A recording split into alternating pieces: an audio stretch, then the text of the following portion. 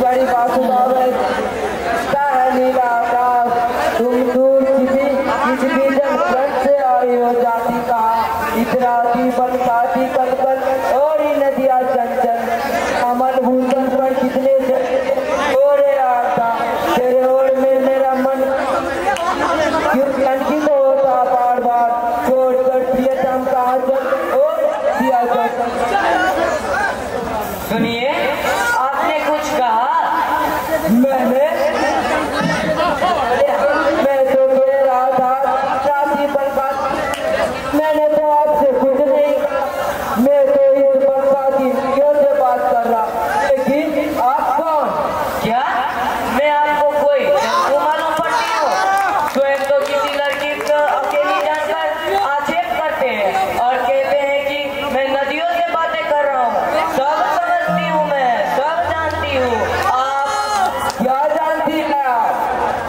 यही कि लड़के सब छिछोरे होते हैं। जानते हैं कौन हूँ मैं हूँ मध्य नरेश अश्वपति की एकमात्र पुत्री सावित्री।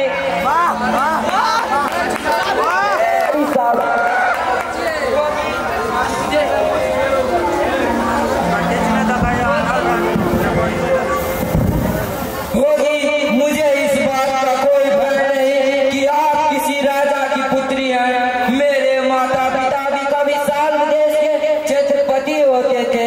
देवियों से अंधे होकर वन में वास कर रहे हैं। ये सब भगवान की माया है।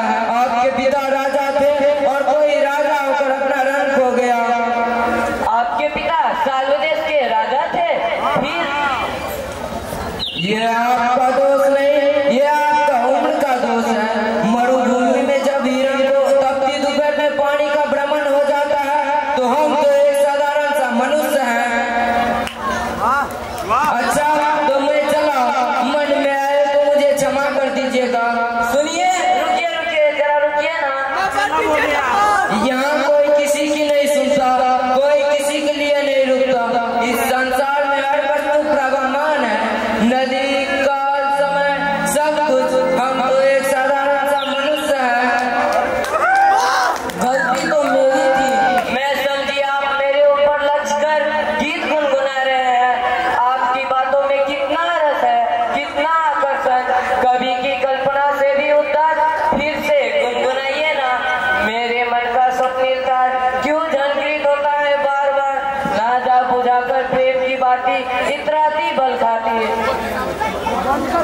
आप मध्यपति राजा की पुत्री और मैं राजा चंद्र कुमार सत्यवान। कहीं ऐसा न हो कि आपके गुप्तचर। नहीं ऐसा मत कहिए। अब तो ऐसा प्रतीत हो रहा है कि जैसे मैं आपके प्रेम पास में बीत गई हूँ। आपका शोभ्य आनंद, सुगंधित चेहरा, प्रशस्त वक्षस्थल, सब कुछ कितना उन्मत्त है। मैं तो आपको हृदय दे बैठी प्रियतम। आपने मुझे प्रियतम कहा। मैं कितना भाग्यशाली हूँ कि कुमारी सावित्री मेरी आविसारिका हो गई। आओ सावित्री आओ, मेरे ये हाथ कितने व्याकुल हो गए तुम्हें गले लगाने के लिए। संसार की सारी बंधनों को तोड़कर मेरे ये हाथ तुमसे कभी अलग नहीं होंगे सावित्री। आओ। बंधन में कितना सुख है। हमसे मैं आपके लिए आप नहीं बल्कि तुम कहकर पुकारिए। मैं आपकी हो चुकी प्रियतम। ठीक है, तुम भी शपथ लो कि तुम मुझे तुम कहोगी। नहीं प्रियतम, एक नारी के लिए प्रियतम का स्थान हर कालों में ऊंचा होता है। मैं आपको तुम नहीं कह सकती। मैं आज्ञा दूं तब भी नहीं। आपकी आज्ञा? नहीं मुझे विवश न करे प्रियतम। फिर आपकी कहाँ? अच्छा श्रीमान, तुम्हारी आज्ञा जन्म जन्मांतर तक इन आंखों पर। अभी मैं आपको तुम कह लेती हूँ, लेकिन स्वयंवर के बाद आपका शपथ तोड़ दूंगी। हाँ अच्छा बाबा तोड़ देना। ये जो तुमने प्रेम का बंधन माना है, इस अटूट बंधन को कसम से मत तोड़ना। क्या मेरे माता पिता से मिलना चाहोगे? माता पिता के आशीर्वाद इन बंधन को और भी अधिक दृढ़ करेंगे प्रिय। शीघ्र चलो ना। कहाँ है हमारे माता पिता? चलो।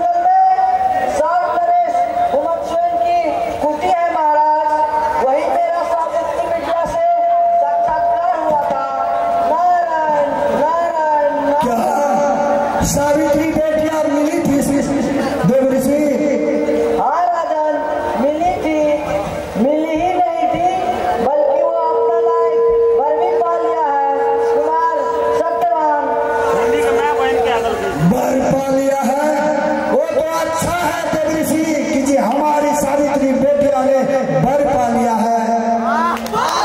लेकिन महाराज सबसे बड़ा कठोर होता है, क्या उसे आप सुन भी सकेंगे? मैंने सावित्री बिटिया को लाख समझाया, किंतु आप अपने निर्णय पर अटल है महाराज।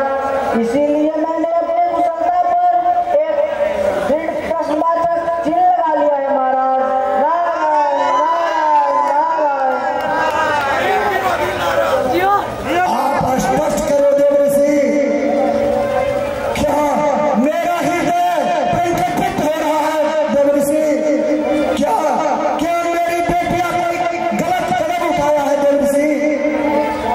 क्या गलत है और क्या सही, यह तो समय ही बतलाएगा। किंतु सावित्री का निर्णय जल की रेत में एक पानी का बूंद है। नारायण नारायण। बस महर्षि बस, अनिष्ट की आशंका में मेरा मस्तक फटा जा रहा है देवऋषि, मेरा मस्तक फटा जा रहा है। नारायण नारायण नारायण। जो श्वासोक्त सत्य है उसे कौन टाल सकता है? उगता हुआ सूरज होता है, उसका नियति अष्टमी को है। खिलता हुआ पुष्प मनभावन होता है, लेकिन उसका प्रारंभ मुरझाना भी तो है। विश्व में ऐसे भी मानव है महाराज जो मृत्यु के वरण करने से पीछे नहीं हटते। और महाराज सावित्री ने जिस लड़के को चुना है वह अल्पायु है, उसकी मृत्यु 1 वर्ष के अंदर निश्चित है। सच तो यह है कि यह मिथ्या नहीं है, और यह जो मिथ्या है वो कभी मिथ्या नहीं होता। अच्छा तो महाराज मैं चला। नारायण नारायण नारायण। नहीं देवऋषि, नहीं देवऋषि, ये तूने क्या कह दिया देवऋषि? ये कह दीजिए देवऋषि कि सावित्री बेटिया महाराज, हे देवऋषि, ये तूने क्या कह दिया?